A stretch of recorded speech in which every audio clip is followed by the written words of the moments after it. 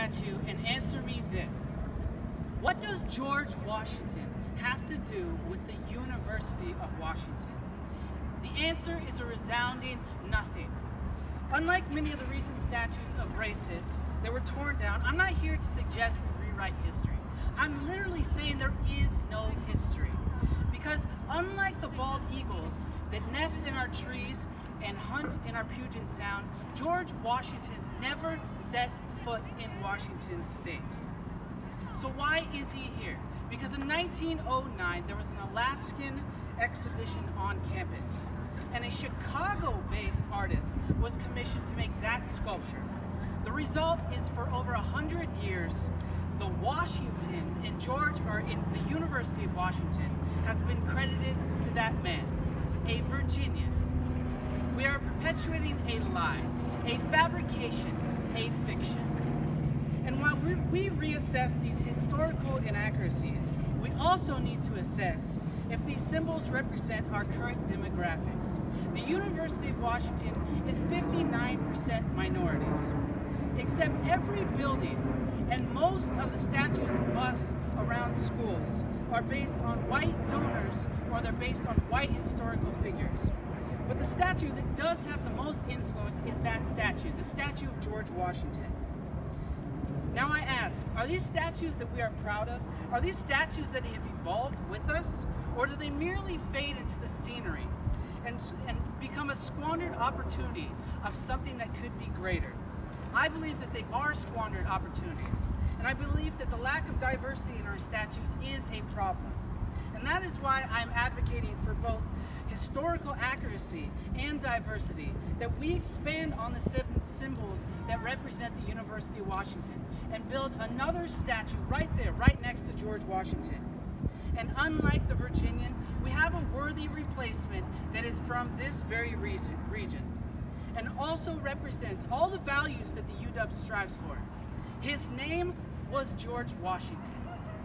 George Washington, the son of an African-American servant, an Irish mother, a man who personally funded white families to come from Missouri to the Pacific Northwest, a veteran, a farmer, a man who traveled 1,500 miles just to come to Oregon, present-day Portland, to be found that the color of his skin and the stain of slavery had just been made illegal. And this man, with his wife and his kids, were then forced to forge ahead into the uncharted territory above him. A man who said, if you don't accept me here as I am, then I will find a place that will. And if that place doesn't exist, I will build that. And he did just that. Because according to the National Park Service, the United States government, the man who wasn't allowed to step foot in the state of Oregon established the first permanent American resident settlement in the Puget Sound area. And I quote, is credited as being responsible for bringing the modern day Washington into the United States.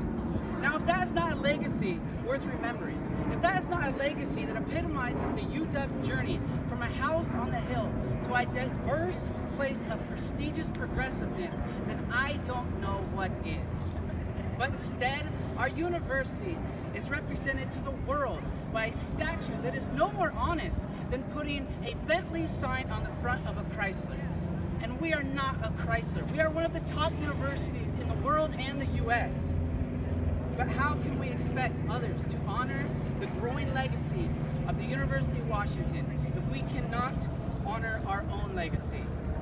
And as we invite international students to study alongside us, as we advocate for homeless to be sheltered in our communities, and as we give illegals sanctuary, we need a symbol that carries the same message of unique determination. George Washington was told he was also illegal. And his statue would remind us that a world that erects walls and closes its doors to people who are different, that it is our duty to be different.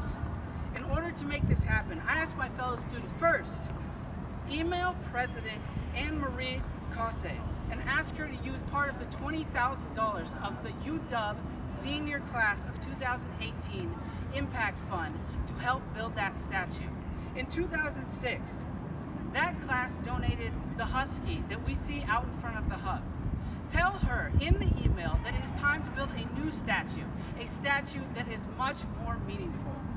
Secondly, contact the UW's newspaper, The Daily, and ask them to spread awareness about the real George Washington. If our school newspaper could spread awareness in a school-wide issue, then it could be the momentum that it needs to build that statue. And finally, tell your fellow students and friends. I may be graduated, and this may technically be my last day of school.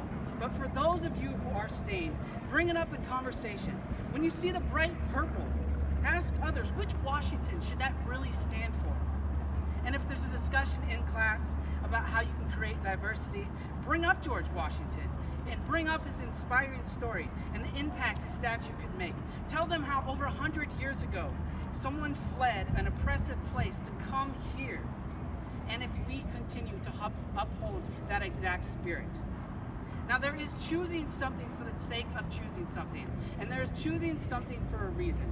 In 1909, we chose George Washington for the sake of choosing something. Let's go back and choose something for the greatest of reasons.